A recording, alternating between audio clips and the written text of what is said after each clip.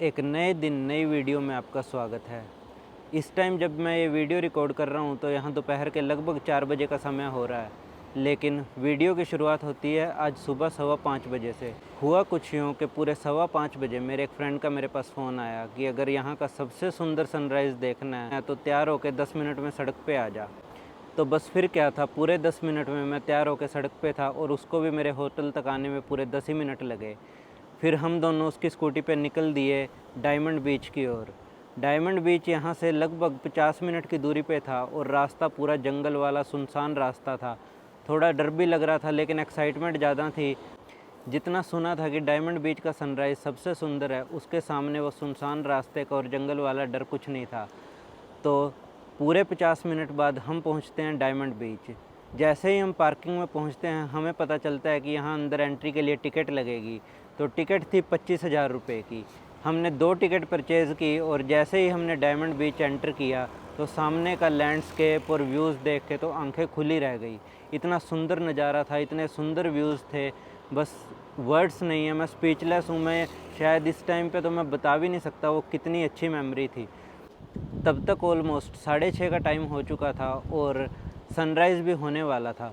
फिर क्या था, मैंने अपना ट्राइपॉड और कैमरा लगा दिया बढ़िया सा टाइम लैप्स रिकॉर्ड करने के लिए आप लोगों के लिए।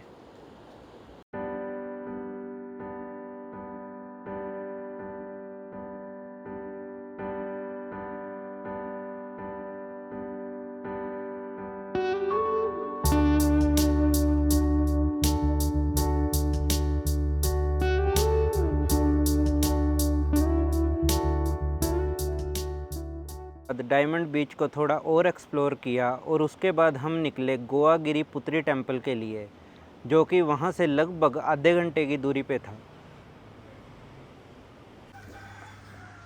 डायमंड बीच पे ब्यूटीफुल सा सनराइज़ देखने के बाद हम पहुँच गए हैं गोवा गिरी टेम्पल। यहाँ आने के लिए हमें डायमंड बीच से लगभग आधे घंटे का टाइम लगा स्कूटी पे।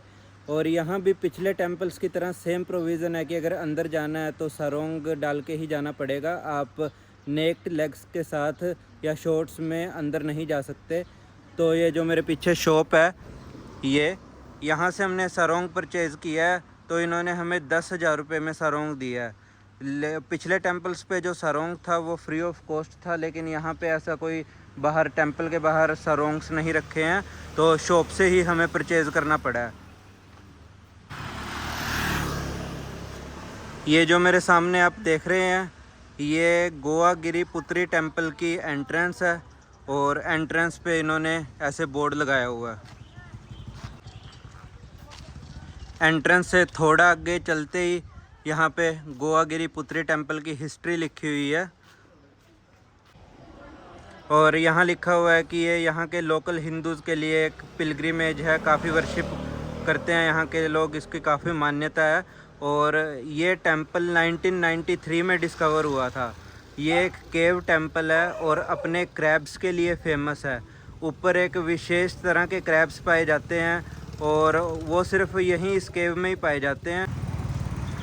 काफ़ी क्रिटिकली एंडेंजर्ड स्पीसीज़ है और लिखा भी हुआ है कि जो यहाँ का एनवायरनमेंट है, साइलेंस है, प्रॉपर वे है, उसको मेंटेन रखें टूरिस्ट्स के लिए, तभी हम उनको क्रैब्स को एक प्रॉपर एनवायरनमेंट दे सकते हैं और उनको बचा सकते हैं।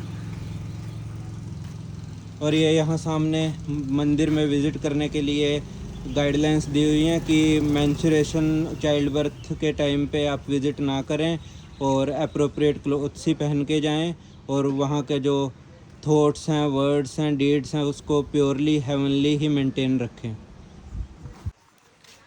अभी हम मंदिर की ओर चल दिए हैं, तो सामने मेरे सीढ़ियाँ हैं, काफ़ी ऊंची चढ़ाई लग रही है देखने में। ये ऐसे स्टेप्स चढ़ के हमें ऊपर की तरफ जाना पड़ रहा है। ये सीढ़ियों पे जाते हुए रास्ते में एक और बोर्ड लगा हुआ है, इसमें लिखा हुआ है there are 2 crab species that can only be found in Giriputri cave, nowhere else in the world. तो यहाँ जो क्रैब्स की स्पीसीज़ हैं ये दुनिया में कहीं भी और नहीं पाई जाती, सिर्फ यहीं पाई जाती हैं। लगभग 50 सीढ़ियाँ चढ़ने के बाद ये सामने मेरे टेंपल का एंट्री गेट है। मंदिर के अंदर मैं कोशिश करूँगा कि कुछ ना बोलूँ और जो साइलेंस है यहाँ की वो मेंटेन रखूँ।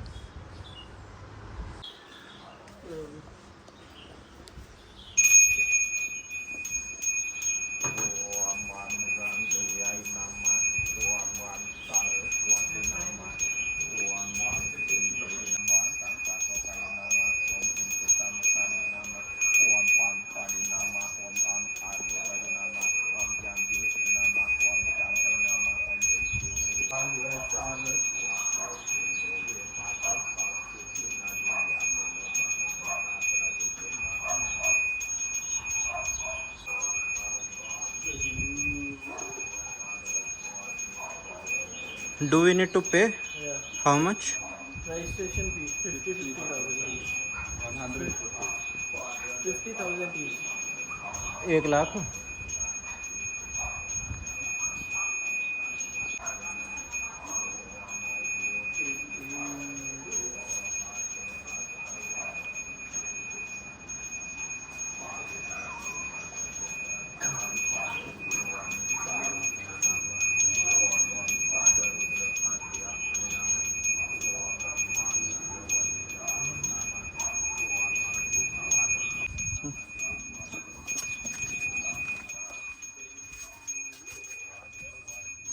काफ़ी नैरो रास्ता है केव के अंदर जाने का। अपना सर बचा के ही आए। ये अभी मैं केव के अंदर एंटर कर गया हूँ। तो यहाँ की साइलेंस को और पीस को मेंटेन रखते हुए मैं चुप ही रहने की कोशिश करूँगा।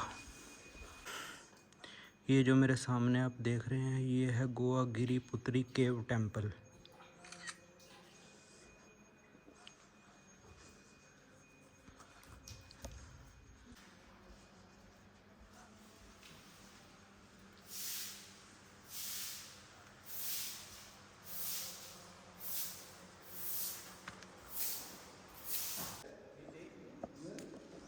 ये सामने इन्होंने भगवान की प्रतिमा बनाई हुई है और उसके ऊपर एक छतर चढ़ाया हुआ है।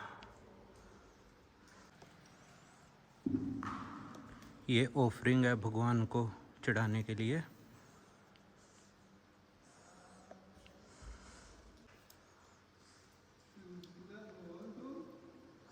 अभी हम बिल्कुल टेंपल की ओपनिंग के टाइम पे सुबह सुबह आए हैं, तो और कोई टूरिस्ट नहीं है यहाँ पे।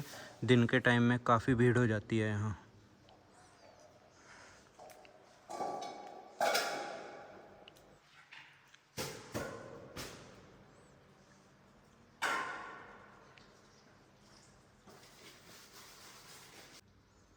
इधर भी इन्होंने कुछ प्रतिमा बनाई हुई है और देखने से पक्षी जैसा नज़र आ रहा है कुछ।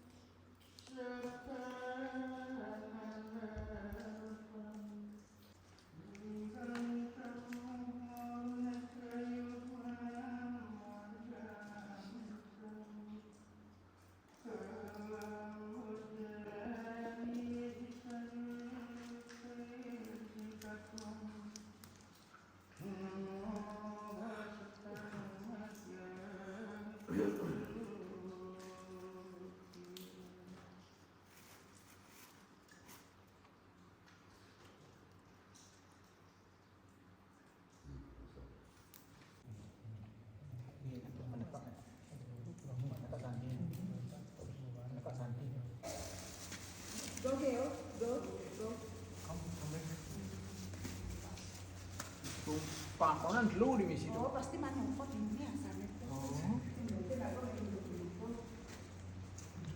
Ini mungkin udah numbas, mungkin ini bisa diterima tuh.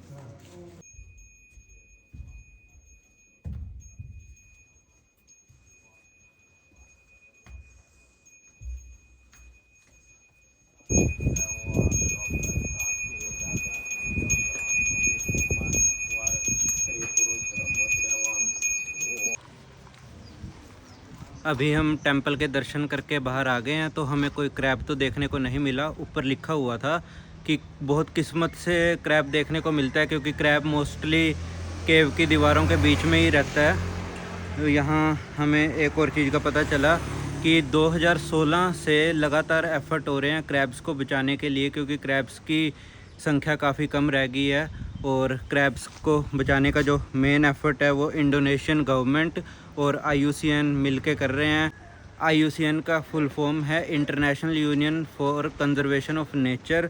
तो ये एक इंटरनेशनल यूनियन है सभी कंट्रीज़ की मिला के, जो कि नेचर को और जो इस तरह की वाइल्ड स्पीशीज़ होती हैं जो काफ़ी कम रह गई हैं या जिन पे कोई थ्रेट है, या और भी सारी तरह की स्पीशीज़, उनको बचाने के लिए एक एफ़र्ट करते हैं मिलके, कंट्रीज़ के साथ मिलके। और वहाँ के जो लोकल लोग होते हैं, लोकल हैबिटेट होता है, सभी को अपने साथ इन्वॉल्व करके उन स्पीशीज़ को बचाने के लिए एफ़र्ट करती है ये यूनियन। ये था हमारा गोवा गिरिपुत्री टेम्पल का सफ़र। अब हम यहाँ से होटल के लिए निकलेंगे, उसके बाद ब्रेकफास्ट करके आगे जैसा भी दिन होगा आपसे वीडियो में मिलते रहेंगे। इस टाइम मैं नूसा पेनिडा पे अपने होटल सी टेरेस में हूँ। कल मैं यहाँ नूसा लैम्बोंगन से स्पीड बोट से आया था। यहाँ आने के लिए मुझे लगभग 15 मिनट का समय लगा। यहाँ मैं जिस होटल में रुका हूँ काफ़ी अच्छा और लग्जूरियस होटल है, बिल्कुल सी साइड पे है। एक बार आपको व्यू दिखाता हूँ। ये देखो, ये सामने का व्यू बिल्कुल मेरे होटल के पूल एरिया से है। इस टाइम मैं अपने होटल के पूल एरिया पे हूँ और ये बिल्कुल सामने का व्यू है। चलो अब आपको थोड़ा अपना होटल और अपना रूम दिखाता हूँ कितना अच्छा है। ये इस साइड पे होटल का पूल है,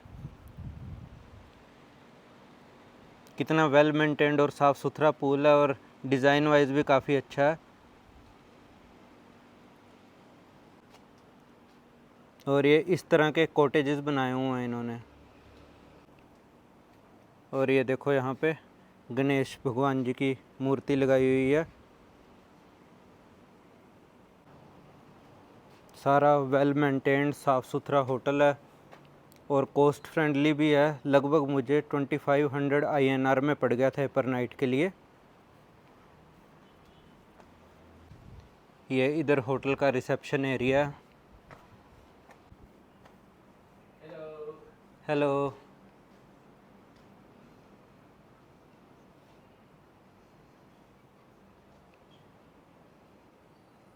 और यहाँ इन्होंने एक्टिविटीज़ की लिस्ट दी हुई है जो आप यहाँ पे इस आइलैंड पे कर सकते हैं। और इधर ये मैप लगाया हुआ है आइलैंड का पूरा, नूसा पेनिडा आइलैंड। और होटल का नाम है सी टेरेस। ये सामने मेरा कॉटेज है जिसमें मैं रुका हुआ हूँ, और उसके जस्ट साइड में इन्होंने अपना रिलीजियस सिंबल जिसकी ये पूजा करते हैं वो बनाया हुआ है। बाली के लोग काफ़ी रिलीजियस हैं।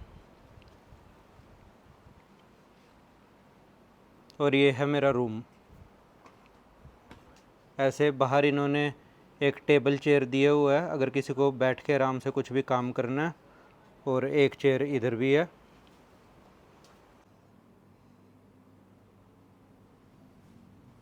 ये इधर इन्होंने एक सिटिंग एरिया बनाया हुआ है, सोफ़ा सेट लगाया हुआ है, और ये बेड है। और बेड के साइड में कवर्ड है मॉस्किटो नेट, क्योंकि यहाँ थोड़ा मॉस्किटोज़ की प्रॉब्लम है। आपको सभी होटल्स में यहाँ पे मॉस्किटो नेट्स इस तरह से मिल जाएंगे आइलैंड्स पे। और ऊपर देखो सारा वुड स्ट्रक्चर है ये।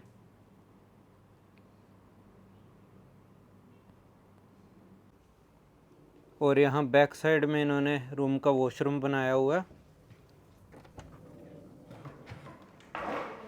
ये देखो वॉशरूम, कितना लग्जरी होटल है, लग्जरी फील है। वॉशरूम में इन्होंने जकूज़ी दिया हुआ है, और इस साइड एक सेपरेट कबर्ड भी दी हुई है विद इलेक्ट्रॉनिक सेफ, किसी को अपना कैश पासपोर्ट कुछ भी रखना है।